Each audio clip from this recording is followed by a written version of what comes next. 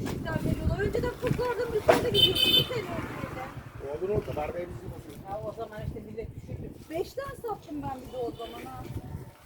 Bir kilo zarar ettim ben o gördüğüm sene. Bir şey yok. Bir sene 3 sene mi ne oldu?